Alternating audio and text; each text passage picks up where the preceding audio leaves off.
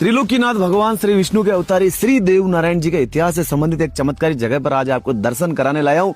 दोस्तों मैं हूँ जिला चित्तौड़गढ़ के सेंती कस्बे में स्थित नीलाखुरा देवरा। दोस्तों यहाँ का इतिहास इस प्रकार है कि भगवान देव नारायण जब अपनी 10 लाख गायें, हजारों ग्वाले अपनी माता श्री साडू माता के साथ अपने ननिहाल मालवा से वापस मेवाड़ की तरफ आ रहे थे तो रास्ते में ये जगह आती है। इस जगह पर पानी की व्यवस्था नहीं थी तो उनकी गायें परेशान हो रही थी। तो तभी भगवान देव नारायण अपने नीलाधर घोड़े पर बैठते हैं, जो गरुड़ भगवान के अवतार थे।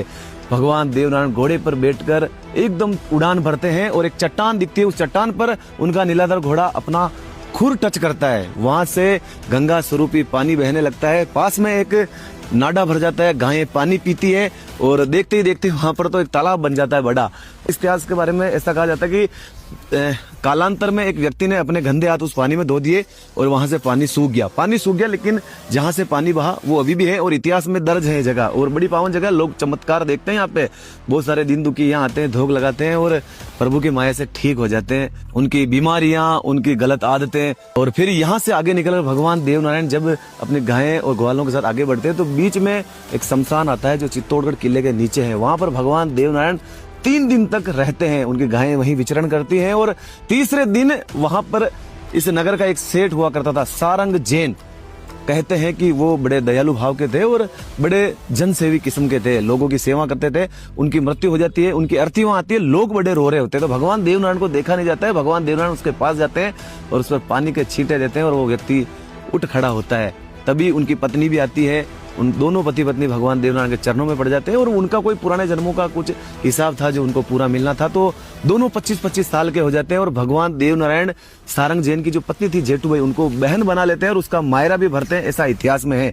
और दोस्तों उसके बाद मेवाड़ के दरबार को पता चलता है कि त्रिलोकीनाथ के अवतारी आए हैं और बड़े चमत्कार कर रहे हैं, लोगों को चमत्कार दिखा रहे हैं, हम भी चलें। तो उस समय जो भी यहाँ राजा थे, उनके परिवार का कोई सदस्य बीमार था, वो भी भगवान देव नारायण से अरदास करते हैं कि हमारे ये बाबूजी बीमार है, इनको आप ठीक कीजिए। तो भगवान देव नारायण नीम की पत्तियों से कोई औषधि तैयार करते हैं और उनको ठीक कर देते हैं। और भगवान देव नारायण के चरणों में दरबार गिर जाते हैं और कहते हैं कि दरबार तो आप हो। और तभी से भगवान देव नारायण जी को देव दरबार कहा जाने लगा। ये वही चित्तौड़ की भूमि है जहाँ से देव दरबार नाम पड़ा भगवान देव नारायण जी का।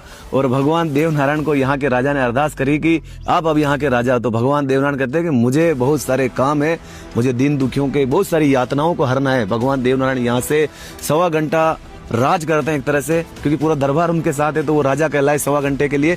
और फिर दरबार यहाँ से आगे चले जाते हैं और भगवान देव नारायण जी का राणा सांगा के महल के द्वार के बाहर ही मंदिर बना हुआ है।